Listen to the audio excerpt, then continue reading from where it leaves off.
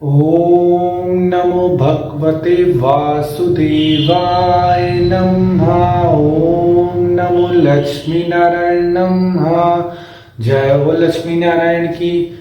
राधे राधे सभी दोस्तों को। मैं आंसू उम्मीद करता हूँ सभी भक्तजन बढ़िया होंगे।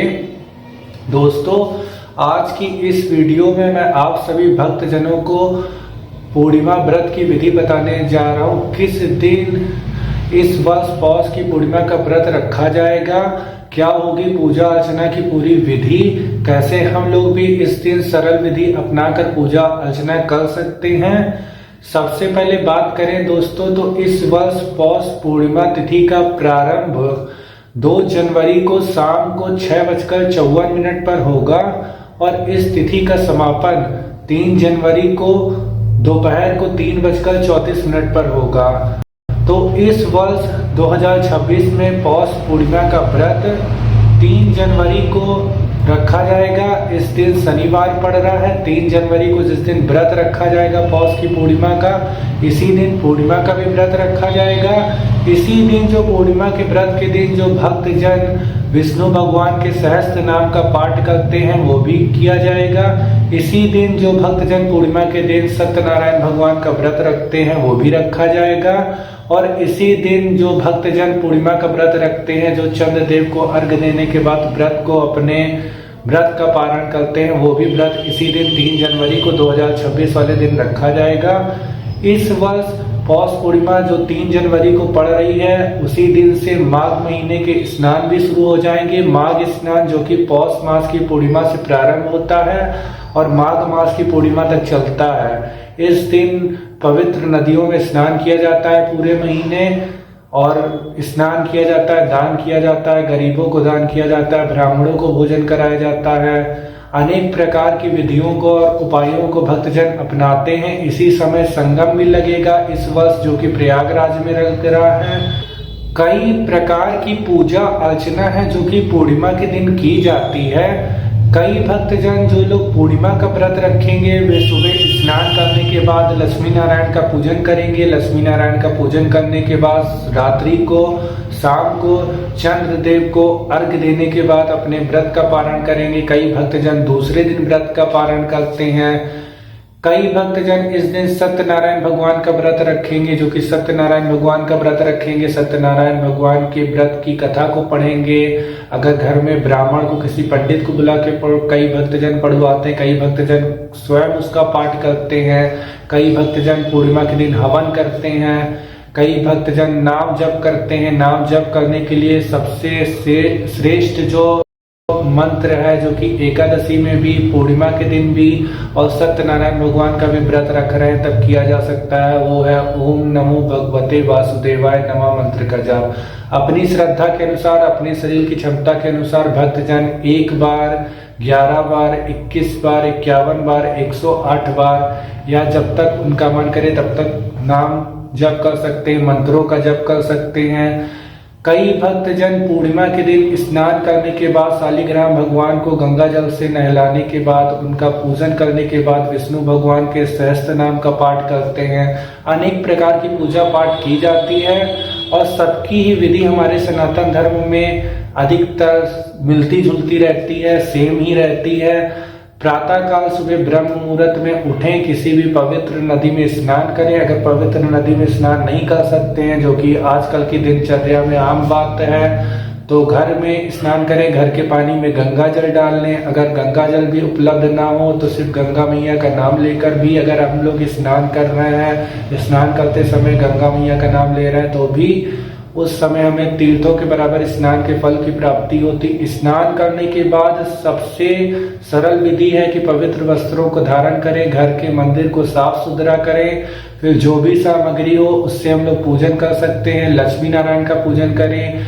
विधि पूर्वक शालिग्राम भगवान का पूजन करें। कोई भी अर्चना को कोई भी पूजा अर्चना को शुरू करने के पहले गौरी गणेश का पूजन अवश्य कर लिया करें। कोई भी पूजा अर्चना जो हमारे सनातन धर्म में शुरू होती है, उसको शुरू होने से पहले गौरी गणेश का पूजन अवश्य किया जाता है। गौरी गणेश का पूजन करने के बाद हाथ में जल ले, पुष्प ले या खाली हाथ में जल लेकर भगवान विष्णु का नाम लेकर संकल्प करें। जो भी व्रत आप रख रहे हो, पूर्णिमा का व्रत, सत्यनारायण भगवान का व्रत या लक्ष्मी नारायण का पूजन कर रहे हो, हाथ में जल ले, पुष्प ले, ओम विष्णु विष्णु विष्णु कहने के बाद अपना नाम ले, अपना गोत्र ले, अपने पिता का नाम ले। ये तीनों चीज लेने के बाद विष्णु भगवान को जो भी व्रत आप रख रहे हैं वो कह दें कि आज के दिन भगवान हम लक्ष्मी नारायण आपका व्रत रख रहे हैं, सत्यनारायण भगवान का व्रत रख रहे हैं, कृपया करके हमारी पूजा अर्चना को स्वीकार करें, हमारे व्रत को स्वीकार करें और हमारी पूजा अर्चना भगवान को अर्पित कर दें। उसके बाद आप विधि पूर्वक जो भी सामग्री हो उससे भगवान की पूजा अर्चना कर सकते हैं। रोली, धूप, दीप, चंदन, अगर व्रत हैं तो फलाहार हो गया, मौसमी फल हो गए, मिठाई हो गई, उनसे पूजन कर सकते हैं। लक्ष्मी माता को गुड़हल का पुष्प या लाल पुष्प अर्पित किया जाता है, भक्तजन अधिकतर अर्पित करते हैं। भगवान विष्णु को शालिग्राम, भगवान को पीले पुष्प भक्तजन अधिकतर अर्पित करते हैं। श्रद्धा के अनुसार भाव के साथ जो भी सामग्री हो उससे हम लोग विधि पूर्वक लक्ष्मी नारायण का, शालिग्राम भगवान का पूजा अर्चना किया जा सकता है। पूजा अर्चना अगर लक्ष्मी नारायण की कर रहे हैं, शालिग्राम भगवान की कर रहे हैं तो उसमें तुलसा दल का उपयोग अवश्य करें। ऐसी हमारी सनातन धर्म की मान्यता है कि लक्ष्मी नारायण के पूजन में, शालिग्राम भगवान के पूजन में जब प्रसाद का भोग लगाया जाता है या जो पूजन किया जाता है उसमें तुलसा दल का उपयोग अवश्य किया जाता है। बिना तुलसा दल के उपयोग के पूजा अर्चना पूरी नहीं मानी जाती। तो यही है विधि हमारे सनातन धर्म की। पूजा अर्चना करने के बाद अगर भक्तजन जो लोग हवन करते हैं वो हवन करते हैं, अगर हवन नहीं करते तो ऐसे ही अपनी पूजा अर्चना भगवान को अर्पित कर दें, समर्पित कर दें और फिर लक्ष्मी नारायण की आरती करने के बाद, प्रसाद ग्रहण करने के बाद अपनी दिनचर्या को प्रारंभ करें। पूरे दिन प्रभु का नाम लें, साफ सुथरे मन से प्रभु का नाम लें, पूरे दिन भगवान का नाम लेते हुए उनका संकीर्तन करते हुए। ऐसी भी मान्यता है हमारे सनातन धर्म की कि भक्तजन जब भी एकादशी का व्रत हो या सत्यनारायण भगवान का व्रत हो या लक्ष्मी नारायण का पूजन कर रहे हो तो उसमें भजन भी, भगवान का कीर्तन भी करना चाहिए। कुछ समय के लिए तो अवश्य करना चाहिए। रात्रि जागरण अगर हो सके तो कर सकते हैं। जैसी आपकी शरीर की क्षमता है, जैसी क्षमता है उसके अनुसार आप लोग भगवान का पूजन कर सकते हैं। और ऐसी मान्यता है हमारे सनातन धर्म की कि अगर श्रद्धा के साथ, भाव के साथ, प्रेम के साथ अगर हमने भगवान की पूजा अर्चना की है तो भगवान हमारी पूजा अर्चना को अवश्य स्वीकार करेंगे। उनकी कृपा सभी भक्तजनों के ऊपर सदैव बनी रहेगी। दोस्तों, अब बात करें कि जिस दिन पूर्णिमा का व्रत रखा जाएगा, सत्यनारायण भगवान का व्रत रखा जाएगा, लक्ष्मी नारायण का पूजन किया जाएगा या विष्णु भगवान के सहस्त्र नाम का जो पाठ किया जाएगा, उस समय जो शुभ मुहूर्त है, जिस समय भक्तजन पूजा अर्चना कर सकते हैं, वो ये है कि शाम को जो चंद्रोदय होगा वो शाम को 5:50 पर होगा। 3 तारीख वाले दिन, जिस दिन पूर्णिमा का व्रत रखा जाता है, उस दिन जो सूर्योदय होगा वो सुबह 6:56 पर होगा और सूर्यास्त जो होगा वो 5:26 पर शाम को होगा। ब्रह्म मुहूर्त है वो सुबह 5:08 से लेकर सुबह के 6:02 तक रहेगा। प्रातः संध्या की जो पूजा अर्चना की जाती है वो सुबह 5:35 से लेकर 6:56 तक सुबह की रहेगी। अभिजीत मुहूर्त है जो कि दोपहर का शुभ मुहूर्त होता है, वो 11:50 से लेकर दोपहर के 12:32 तक है। विजय मुहूर्त जो है वो दोपहर के 1:56 से प्रारंभ होगा और 2:40 तक रहेगा। गोधूली मुहूर्त जो शाम के समय पूजा अर्चना करने का बहुत ही शुभ मुहूर्त होता है, वो शाम को 5:23 से प्रारंभ होगा और 5:50 तक रहेगा। शयन संध्या जो कि शुभ मुहूर्त होती है पूजा अर्चना के लिए, वो 5:26 से प्रारंभ होगी और 6:47 तक रहेगी। यही दोस्तों कुछ शुभ समय है, शुभ मुहूर्त है जो कि 3 जनवरी 2026 को शनिवार वाले दिन पड़ेंगे। इस समय हम लोग विधि पूर्वक लक्ष्मी नारायण का, शालिग्राम भगवान का, अपने इष्ट देवता का, सभी देवी देवताओं का पूजन कर सकते हैं। और रात्रि में ध्यान के लिए, संकीर्तन के लिए, ध्यान के लिए, साधना के लिए जो भक्तजन मुहूर्त होता है जो कि बहुत ही शुभ मुहूर्त होता है, निशिता मुहूर्त वो रात्रि को 11:54 से प्रारंभ होगा और 4 जनवरी को रात्रि में ही 12:38 पर समाप्त हो जाएगा। तो यही शुभ मुहूर्त है दोस्तों, जो कि 3 जनवरी को जिस दिन भक्तजन व्रत रखेंगे उस दिन पढ़ेंगे।